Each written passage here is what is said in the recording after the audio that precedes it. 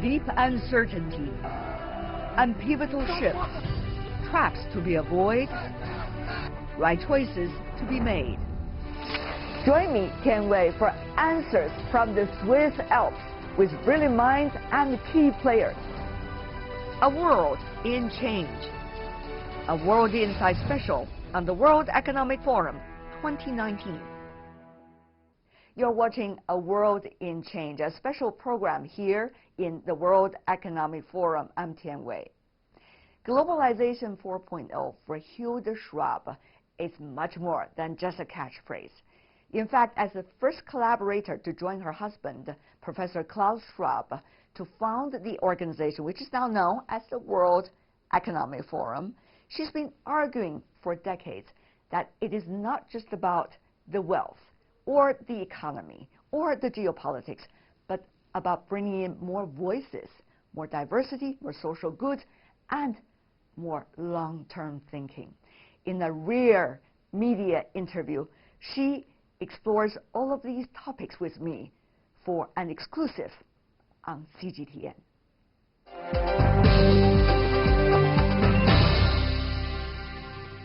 With the Crystal Award, for example, that's the first item every people see when they come into the World Economic Forum every year for the past 18 years already. They see leaders coming from cultural areas, environmental protection field. They see leaders who are discussing about social issues. Winning this award this year also very crucial and very unique. Yes. So this year will be the 25th year of the Crystal Award. And we are very happy to have 3 wonderful Crystal awardees, of course. But in the course of these 25 years, we really have seen amazing personalities who do great work. Tell us about them. Environment, and social issues, education, and health issues. And through what they tell us, through their celebrity, they can mobilize people and show what they are doing. And what are they doing? For example, the 3 winners for this year. Yes. Well, let's start with the first one, Marin Aslap.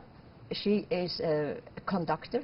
She has been the first female conductor of an American orchestra, the Boston Symphony Orchestra, first time.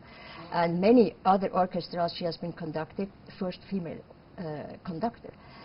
This is a field that has not been open to women. Not many. Not many. And I remember the Vienna Symphony Orchestra, the Berlin, that they had no women, and it was in their statutes. No women would play with our orchestra, which is unbelievable today. Unbelievable today. Gradually, there are some women playing the violin or something. Yeah. So she really was a precursor and fighting for that and for diversity. Right. And so now she does a lot of work with children also. She has created children's orchestra. Wonderful. And the other 2? We have, Haifa Al-Mansour from Saudi Arabia. She is a filmmaker. And the second film she made, she couldn't be with the actors outside in the street. She had to be in a van and communicate with the talkie-walkie. Because of the social issues going on in their country. Yes, in their country. But then gradually, Saudi Arabia opened cinemas also and allowed also women to go there.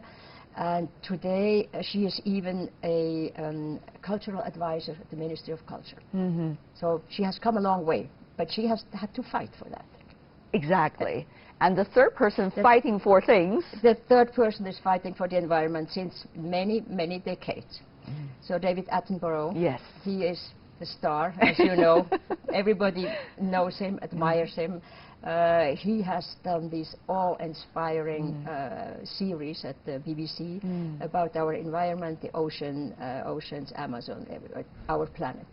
So we will see tomorrow. We will show the movie, parts of his new movie. It's called Our Planet. When you talk about them, Hilde, I see lights in your eyes and bigger smiles. In a way, that demonstrates the modesty that you have, but it also demonstrates the importance of the issues that these players are tackling with. I mean, you talk about Globalization 4.0, right? That's the topic for this year. How are these issues likely really contribute to the sophisticated discussion of Globalization 4.0? Yeah, I have been talking now about the issues, and but I think it's very important to include technology.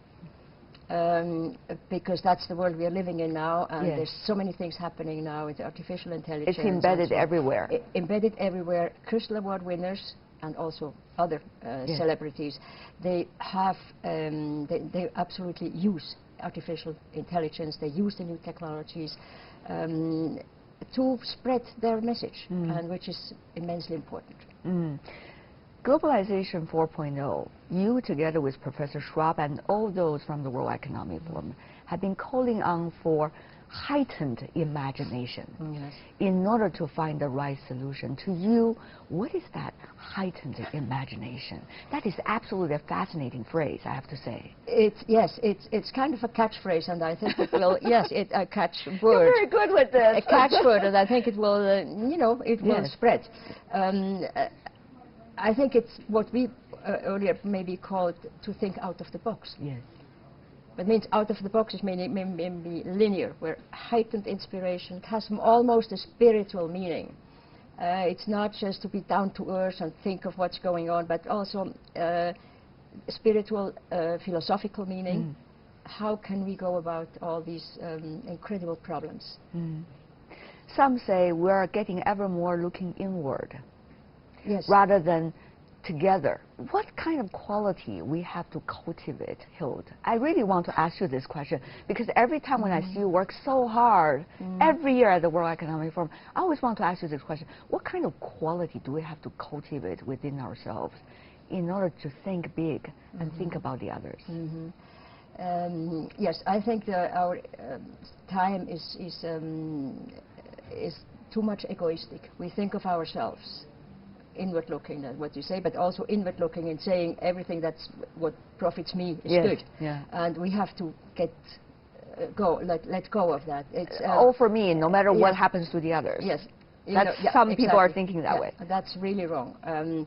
So you know, I work a lot with the social entrepreneurs yes. also, and many times I say, when I see what they are doing, they are passionate and compassionate.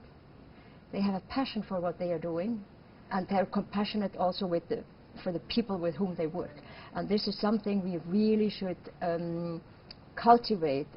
It's not only tolerance, be tolerant, but it's really also to have compassion and be passionate to do something for other people so that the world can move forward. But that's easier said than done, isn't it? Yeah, I don't know, because if you're passionate about something, yes. you can see the facets of what you're working. You can see what moves other people, where the problems lay. So there comes compassion, I think.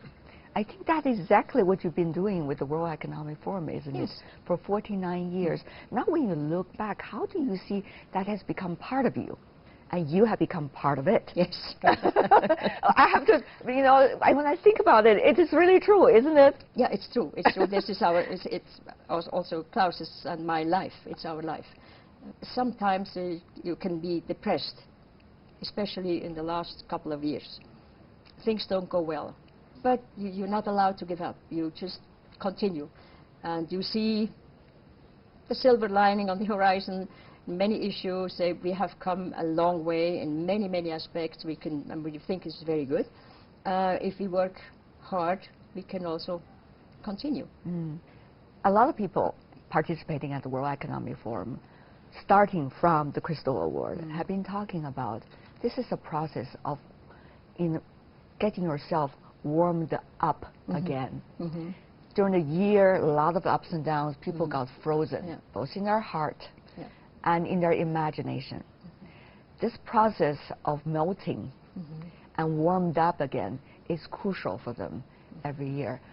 Not only for them, Hilde, I have to say, but also you have geared up your whole family to work with the forum.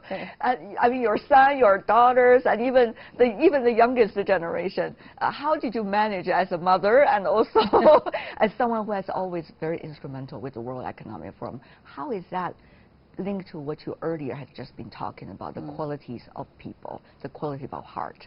My family, of course, we also my children lift with the World Economic Forum. They were very much involved. Also, they had different careers at the same time of their life. I think it's important. It's to also raise a family that who understands the big issues we are living in, and education is, I think, you can also go so far with your education, and then you let loose, and then you think that your children have a good basis. Yeah, I'm very happy about them now. Very proud. I could tell. Both of them. I could tell. Finally, before we go, there are a lot of things that needs to be figured out this time during the World Economic Forum, and the future of globalization 4.0 is still unpredictable. But Hilde, with your experience with the world, what do you think can be done now? I see a long sigh there. Yes. I see well, a long that's sigh there. A question for another half an hour. Exactly. Yes. I think the start is here at the World Economic Forum. If we just take this moment, the collaboration of all the people who come together, this multi-stakeholder approach, where we talk about, because nobody can work in a silo. So we need, and a very interesting conversation I had this morning with the social entrepreneurs. One of them said it's not only about cooperation, it's about co-creating. And I think we need to co-create our future. I thought that was a very good phrase, in the manner that the forum always has been doing. And as a result of that, I'm looking forward to the next few days. Co-creating process. Hilde, it's such a pleasure talking to you. Thank you so much taking your time out of your extremely hectic schedule here. Thank you, Wei. It was a great pleasure. Thank you. Thank you. Thank you, ma'am. Thank you.